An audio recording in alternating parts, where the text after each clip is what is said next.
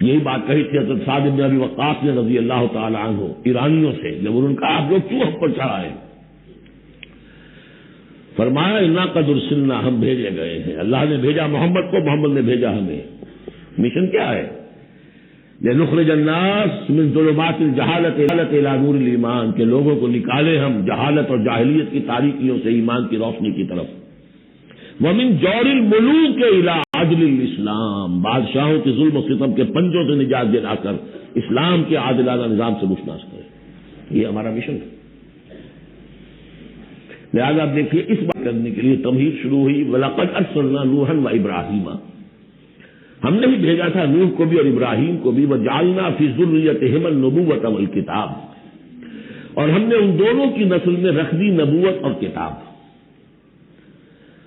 حضرت نوح کی بات ظاہر بات ہے کہ ان کی نسل ہی چلی ہے، لہذا نبوت بھی ان کی نسل میں چلی، لیکن ان کی نسل حضرت سام کی نسل بھی ہے، حضرت حام کی نسل بھی ہے، حضرت یافس کی نسل بھی ہے، تو یقیناً حضرت نوح اور حضرت ابراہیم کے مابین تو انبیاء اور رسل تینوں نسلوں میں آئے،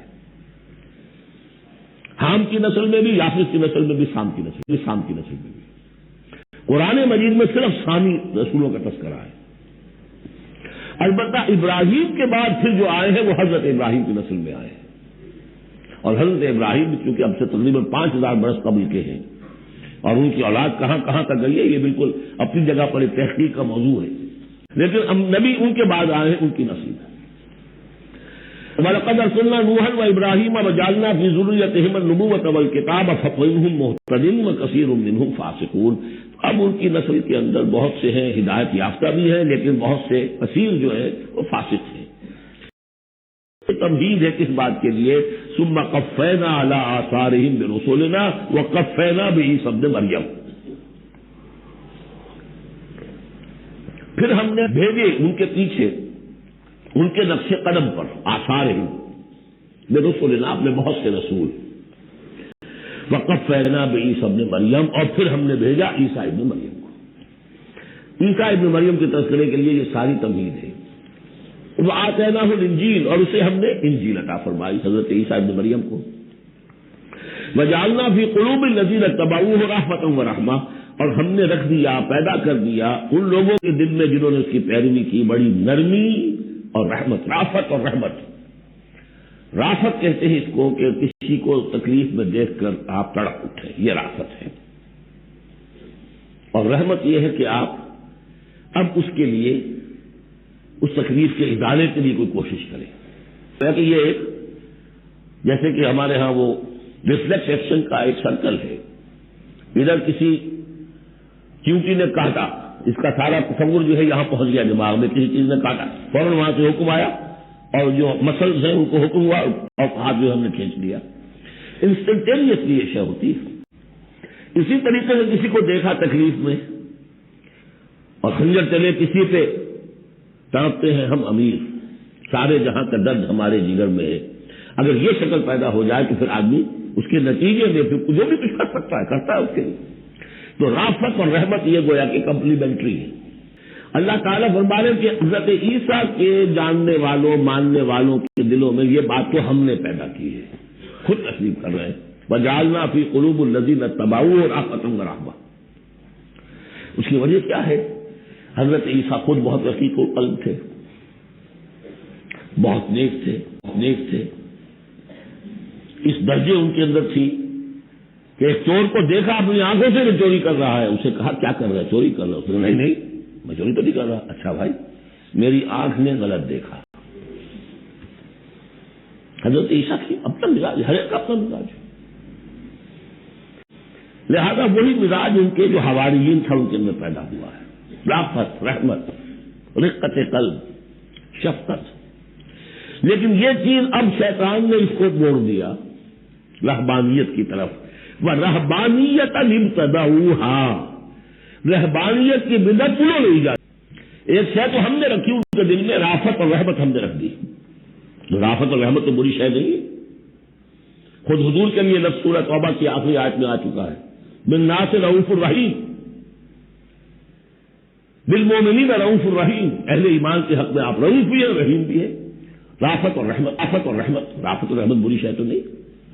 لیکن اس کا جو رخ موڑا ہے شیطان نے، اس کو کہا بدعت و رہبانیت ابتدعوہا، رہبانیت کی بدعت انہوں نے ایجاد کر لی، ما کتبناہا علیہم، ہم نے تو وہ ان پر فرض نہیں کی تھی، الا ابتغاء رضوان اللہ، تو جو چاہت فرض کی تھی وہ یہی تھی کہ اللہ کی رضا تلاش کرو۔ اللہ کی رضا تلاش کرنے میں ایک راستہ یہ ہے، نفس کشی، سیلف انہیلیشن، تپسیاں، ریاضتیں، رہبانیت، ترک دنیا، تجرد کی زندگی، شادی بیاہ نہیں کرنی، لیکن یہ غلط راستہ تھا۔ اللہ کی رضا کا راستہ کیا ہے؟ وابتغوا الیہ السبیل وجاہدوا فی سبیل اللہ باموالکم وانفسکم، یہ راستہ ہے جو اللہ چاہتا ہے، باطل کو بلیا بیچ کرنے کے لیے، حق کو غالب کرنے کے لیے، ظلم کے خاتمے کے لیے، عدل و قسط کو قائم کرنے کے لیے، سختیاں جھیلو، تکلیفیں برداشت کرو، فاقے برداشت کرو، جان و مال کا نقصان برداشت کرو، یہ ہے کہ جو اللہ کی رضا جوئی کا راستہ ہے جو اللہ نے سکھایا ہے۔ ہاں شیطان نے موڑ دیا کہ ان کی نیکی اب تمدن سے مڑ کر ادھر چلی جائے، تاکہ یہاں تمدن کا میدان میرے لیے ننگا ناچ میں ناچوں، مجھے کچھ پوچھنے والا نہ ہو۔ ہمارا حق رعایتہا، پھر ایک اور دوہرا جو کے اوپر چارج شیٹ ایک اور ہے، پھر وہ رعایت بھی نہیں کر سکے اس کی جیسی کہ رعایت کرنی چاہیے تھی۔ ایک دفعہ آدمی طے کر لے میں ساری عمر شادی نہیں کروں گا، مجرد رہوں گا، یہ تو آسان ہے، اس کو نبھانا تو آسان نہیں ہے۔ اللہ نے انسان میں جنسی جذبہ رکھا ہوا ہے، نتیجہ کیا نکلا؟ وہ تو جو کتابیں میں نے بتایا ہے کہ یہ موٹی موٹی ضخیم کتابیں جو ہے ہسٹری آف کرسچین موناسٹیسزم پر، ان میں پڑھ لیجیے اب کیا ہوتا تھا۔ کہنے کو راہب ہے اور راہبائیں ہیں، اور زنا ہو رہا ہے، حرامی بچوں کی پیدائش ہو رہی ہے، اور ان کے تہخانوں کے اندر قبریں بن رہی ہیں۔ وہ تہخانے جو ہوتے تھے راہب خانوں کے، وہ حرامی بچوں کے قبرستان ہوتے تھے۔ آخر فطرت کا راستہ ہے، دریا کے آگے آپ بند باندھیں گے کیا کریں گے؟ کوئی راستہ اس کا ایک اور بنائیے تو پھر وہ بند باندھ سکتے ہیں نا، چلتے دریا میں کیسے بنا دیں گے؟ وہ اسلام نے راستہ دیا ہے، حلال راستہ ہے، جائز راستہ ہے، شادی کرو، اپنے جنسی جذبے کی تسکین کا سیدھا سامان جو ہے وہ تمہارے لیے موجود ہے، جہاں وہاں قدغن آ جائے گی حرام خوری ہوگی، پانی کے آگے کہیں نہ کہیں سے راستہ نکال لے گا، یہی ہوا۔ بس جن میں سواگت ہو آج کی دنیا کے یا کوئی بھی ہو، پھر جن کے اسکینڈل آتے اور کون بچا ہوا ہے؟ شاید کوئی ہوگا، اس لیے کہ خود وہ کہتے ہیں، انہی کا ایک آدمی ہے شاہدہ شاہد من اہلہا، جب فرائڈ جو ہے انہی کا آدمی وہ کہتا ہے کہ یہ سب سے زیادہ موٹیو انسان کا، the most important motive in human being is sex. حالانکہ غلط ہے، یہ مغربی حکمات میں سے کسی کی نظر کہیں جم گئی، کسی کا کہیں جم گئی، مارکس کو پیٹ نظر آیا، معاشی جذبہ جو ہے انسان کا، سیکس نظر آیا، ایڈلر کو دی ارج ٹو ڈومینیٹ، تفوق، خود میں تفوق، یہ ساری چیزیں اپنی جگہ پر پارشل ٹروتھس ہیں، سب ٹھیک ہے، لیکن بہرحال جو اتنا بڑا جذبہ ہے اس کے آگے آپ ایک غیر فطری اگر بند باندھیں گے تو اس کا نقصان کیا ہوگا؟ فما رعوها حق رعایتہا، تو پھر وہ رعایت بھی نہ کر سکے، اس کی حفاظت نہ کر سکے، اس کا حق ادا نہ کر سکے، اس کو نبھا نہ سکے جیسا کہ نبھانے کا حق تھا۔ فآتینا الذین آمنوا منہم اجرہم، تو ان میں سے جو لوگ ایمان لے آئے، یعنی یہ کہ جو بھی مسلمان ہو گئے، یہ بھی مانی ہے، یا اپنے اپنے زمانے میں حضور صلی اللہ علیہ وسلم سے کی بعثت سے پہلے جو لوگ بھی تھے صاحب ایمان، ان میں ان کے لیے ان کا اجر ہے، وَكَثِيرٌ مِّنْهُمْ فَاسِقُونَ، لیکن ان کی بھی اب اکثریت جو ہے فاسقوں پر مشتمل ہے۔ یا ایھا الذین آمنوا اتقوا اللہ وآمنوا برسولہ، اس کے دو مفہوم ہیں، ایک تو یا ایھا الذین آمنوا اہل ایمان، مسلمانوں سے خطاب ہے، اہل ایمان اللہ کا تقوی اختیار کرو اور اللہ کے رسول پر ایمان کو پختہ کرو۔ لقد کان لکم فی رسول اللہ اسوۃ حسنہ، ان کی زندگی میں دیکھو کیا توازن تھا، انہوں نے ترک دنیا تو نہیں کی، شادیاں کی، بھرپور زندگی گزاری ہے، ان کی اولاد بھی تھی، کتنی بیویاں تھیں، ہاں اس کے باوجود پوری زندگی لگی ہے دین کے غلبے کی جد و جہد میں، یہ اسوہ ہے۔ یہ آئیڈیل ہے تمہارے لیے، یہ نمونہ ہے، ان کی پیروی کرو. لقد کان لکم فی رسول اللہ اسوۃ حسنہ. اور اس اسوے میں واقعہ یہ کی ضرورت ہے، ایک تو یہ کہ آپ حضور کی زندگی میں گنتے چلے جائیں، یہ چیز بھی تھی، یہ چیز بھی تھی، یہ چیز بھی تھی، یہ چیز بھی تھی، یہ چیز گن لی آپ نے، فہرست بنا لی. آپ نے وہ ساری چیزیں جو ہے اپنے اندر پیدا کرنے کی کوشش کی، فیصلہ کر لیا کریں گے. لیکن اگر یہ حماقت آپ نے کر دی کہ دیکھا نہیں کہ ان مختلف چیزوں کے مابین ریشیو پروپورشن کتنا تھا. اصل شہر ریشیو پروپورشن، ایک چیز کتنی تھی، دوسری کتنی تھی، تیسری کتنی تھی. اگر ریشیو پروپورشن ڈسٹرب ہو جائے گا تو اس وقت ختم ہو جائے گا. جیسے نسخے کے اندر 4 دوائیں ہیں، ایک تولہ بھر ہے، ایک ماشا بھر ہے، ایک فٹکی چھٹانگ بھر ہے، اور آپ نے وہ چھٹانگ والے کو تولہ کر دیا، تولے کو چھٹانگ کر دیا، تو اس کا شفا کے بجائے اس کا ہلاکت بن جائے گا. تو محض یہ ثابت کر دینا یہ ثابت ہے، فلاں حدیث سے ثابت ہے، یہ ایک بات ہے، صحیح ہے.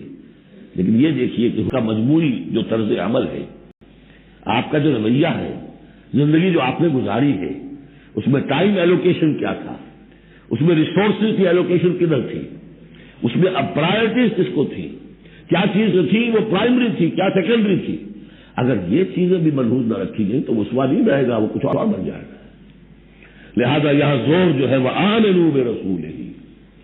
اور ایک بات یہ ہے کہ یہاں پر اہل کتاب کو بھی خطاب کیا جا رہا ہے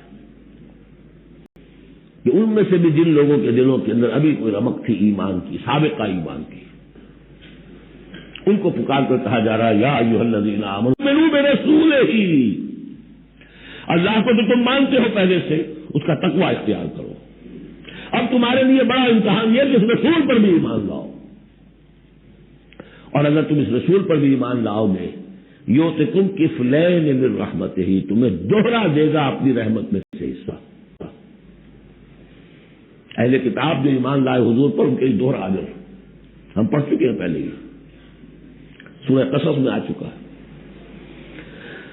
وَيَجْعَلْ لَكُمْ نُورًا تَمْشُونَ بِهِ. اب یہ دونوں کو کور کرے گا. اگر تم نے رسول پر ایمان پختہ رکھا، اسی لیے جو میں زور دیتا ہوں کہ منہج انقلاب نبوی تلاش کیجیے. آپ حضور نے کیسے انقلاب برپا کیا، محض اقامت دین کی جد و جہد کے لیے تن من دھن لگا دینا، یہ پہلا قدم ہے. اللہ مجھے اور آپ کو توفیق دے کر اس کا فیصلہ کرے. پھر مرحلہ آئے گا کس طریقے پر کریں. وہ منہج اگر انقلاب نبوی کا نہیں ہے، خلاف پیمبر کسے رحمدین کہ ہرگز بمنزل نخواہد رسید. اگر پیغمبر کے راستے سے ہٹ کر کوئی راستہ اختیار کیا، کبھی منزل تک نہیں پہنچے گے.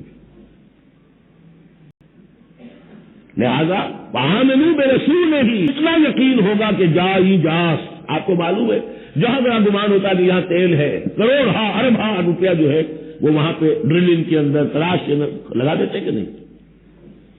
یقین ہو کہ جائی جاس اصل سے ہے سیرت محمدی صلی اللہ علیہ وسلم. اصل شے ہے طریق محمدی صلی اللہ علیہ وسلم، منہج و منہاج محمدی صلی اللہ علیہ وسلم. وَلِكُلٍّ جَعَلْنَا مِنْكُمْ شِرْعَةً وَمِنْهَاجًا. ہم نے تم میں سے سب کے لیے علیحدہ علیحدہ شریعتیں، علیحدہ علیحدہ منہاج بنائے ہیں. منہاج محمدی کیا ہے، اس کو تلاش کرو اور اس کو اختیار کرو. یا ایھا الذین آمنوا اتقوا اللہ وآمنوا برسولہ یؤتکم کفلین من رحمتہ ویجعل لکم نورا تمشون بہ ویغفر لکم واللہ غفور رحیم. اور بخش دے گا. پھر اس راستے پر آدمی چل پڑے، رخ سیدھا کر لے، بحیثیت مجموعی زندگی، تو خطا تو ہو جائے گی کبھی نہ کبھی، کہیں پاؤں پھسل جاتا ہے آدمی کا، اٹھتا ہے توبہ کرتا ہے. انما التوبۃ علی اللہ للذین آمنوا للذین یعملون السوء بجہالۃ ثم یتوبون من قریب واللہ غفور الرحیم. اللہ جو ہے وہ غفور الرحیم ہے. تو میں نے جو اس آیت کا مفہوم بیان کیا آپ کے سامنے کہ اس میں خطاب کا رخ جو ہے اہل کتاب کی طرف بھی ہے، اس سے اگلی آیت جو ہے بہت کھل لئلا یعلم اہل الکتاب الا یقدرون علی شیء من فضل اللہ. جن کے سامنے یہ پہلو نہیں آیا اس آیت میں، انہیں یہاں کہنا پڑا کہ یہاں اللہ میں لا زائد ہے، مراد لا یعلم. اگر تو وہ آیت صرف مسلمانوں سے خطاب کر رہی ہے تو انہوں نے ترجمہ کیا تاکہ اہل کتاب کو اچھی طرح معلوم ہو جائے کہ اب انہیں کوئی قدرت حاصل نہیں ہے اللہ کے فضل پر، کوئی حصہ حاصل نہیں کر سکتے اللہ کے فضل میں سے۔ میں نے جو دوسرا رخ بیان کیا ہے اس سے سمجھیے تاکہ نہ سمجھے اہل کتاب کہ اب ان کے لیے اللہ کے فضل کے حصول کا کوئی راستہ نہیں رہا ہے۔ راستہ ہے، ہم بھی ہے، کھلا ہے، آؤ محمد کے قدموں میں آؤ، آؤ قرآن کی طرف آؤ۔ جیسے سورہ بنی اسرائیل میں ہم نے پڑھا تھا عسیٰ ربکم ان یرحمکم وان عدتم عدلا وجعلنا جہنم للکافرین حصیرا، اب بھی تمہارا رب تم پر رحمت کرنے کے لیے تیار ہے۔ تم تھے لاڈلے تھے، اس میں کوئی شک نہیں، اب تم راضی رضا ہو گئے ہو اپنے طرز عمل کی وجہ سے، اپنے کردار کی وجہ سے، لیکن اب بھی تمہارا رب تم پر رحمت فرمانے کے لیے آمادہ ہے۔ عسیٰ ربکم ان یرحمکم وان عدتم عدلا، اور اگلی آیت کیا، ان ھذا القرآن یہدی للتی ہی اقوم، خدا بندی کا شاہ درا اب یہ قرآن ہے، یہاں سے داخل ہو۔ یہاں بھی وہی فرمایا جا رہا ہے اب بھی فضل کا راستہ کھلا ہے تمہارے لیے، اللہ کا فضل جو ہے ابھی کھلا ہے، آؤ لے اللہ یعلم اہل الکتاب، تاکہ نہ یہ سمجھے اہل کتاب اللہ یقدرون علی شیء من فضل اللہ، کہ اب تو اللہ کے فضل میں سے ان کے لیے کچھ بھی حاصل کرنا ممکن نہیں۔ وَأَنَّ الْفَضْلَ بِيَدِ اللَّهِ يُؤْتِيهِ مَن يَشَاءُ، فضل اللہ کے ہاتھ میں ہے، وہ جس کو چاہتا ہے دیتا ہے۔ وَاللَّهُ ذُو الْفَضْلِ الْعَظِيمِ، اور اللہ بہت بڑے فضل والا ہے۔ بارک اللہ لی ولکم فی القرآن العظیم ونفعنی وإیاکم بالآیات والذکر الحکیم۔